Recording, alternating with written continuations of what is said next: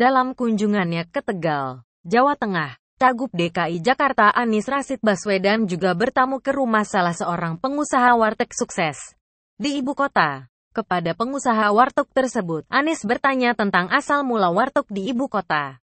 Warga di sini awalnya mulai buka warteg di Jakarta itu kapan, Pak? Tanya Anies kepada pengusaha warteg bernama Haji Wakio di Kelurahan Cabawan, Kecamatan Margadana, Tegal, Jawa Tengah, Rabu, tanggal 29 Maret tahun 2017. Wakio kemudian berkisah, warga di kampungnya mulai membuka usaha warteg di ibu kota pada 1970-an. Wakio sendiri memulai usahanya pada 1979. Usaha warteg saya pertama di daerah Sumur Batu, Pak. Waktu itu saya mulainya masih umur 22 tahun Pak, ujar Wakio kepada Anies. Begitulah sepintas tentang kunjungan Anies Baswedan ke Tegal. Namun kota Tegal terkenal angker bagi para pejabat yang hendak mencalonkan diri. Entah mengapa wilayah Pantura paling barat dari Provinsi Jawa Tengah ini sangat identik dengan sebutan tiga daerah, semacam segitiga yang membentang dari laut utara melewati garis barat Brebes, garis timur Pemalang, poros tengah Tegal terus ke arah selatan dan berujung di Gunung Slamet.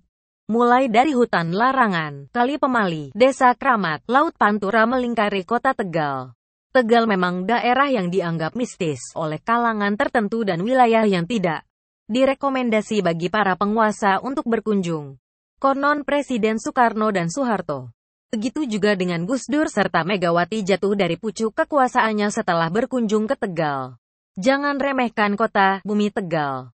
Sastoro, anggota DPR RI periode tahun 1999 sampai tahun 2004 yang berasal dari Tegal pernah bercerita bahwa dia heran ketika Presiden SBY berani datang ke bumi Tegal Februari tahun 2014 silam.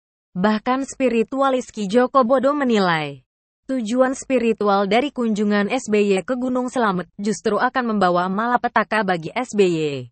Menurutnya Presiden Soeharto sesaat sebelum lengser juga melakukan kunjungan ke Gunung Slamet.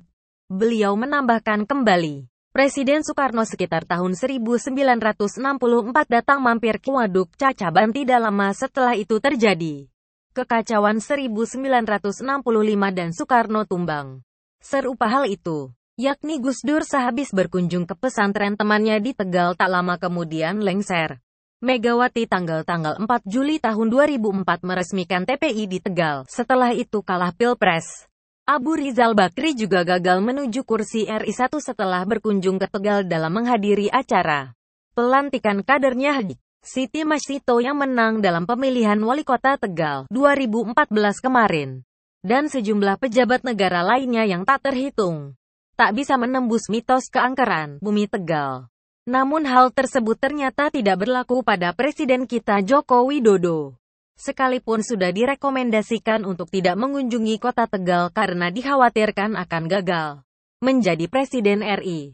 Namun beliau tetap mengunjungi kota Tegal untuk kampanye pada tanggal 19 Juni tahun 2014. Sementara di pihak Prabowo Subianto, kampanye di Tegal diwakili oleh Anang dan Ashanti. Ternyata tanggal 20 Oktober tahun 2014 tetap saja menghantarkan putra Solo ini menduduki kursi RI 1. Mitos boleh dipercaya namun bisa juga semata-mata hanya mitos. Namun patut dicatat bahwa hanya orang-orang yang berhati bersih dan jujur yang bisa menembus hal gaib yang menyelimuti sebuah mitos. Akhirnya semua kembali kepada kuasa Allah SWT karena ketika ia berkehendak hanya mengatakan jadilah, maka jadilah ya.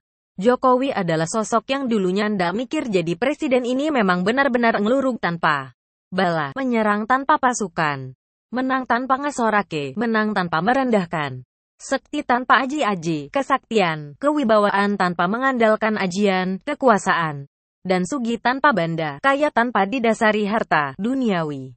Dan yang jadi pertanyaan selanjutnya, apakah Anies Baswedan akan lulus seperti Jokowi? Sekalipun menginjakan kaki di Tegal, Jokowi tetap saja menjadi Presiden RI. Ataukah nasib Anies Baswedan akan sama dengan Bung Karno, Pak Harto, Gus Dur, Megawati, dan yang lainnya karena Tegal sangat pantangan dikunjungi bagi calon pejabat? Wallahualam. Sumber tasbihnews.com /detik.com. Jadi bagaimana menurut Anda?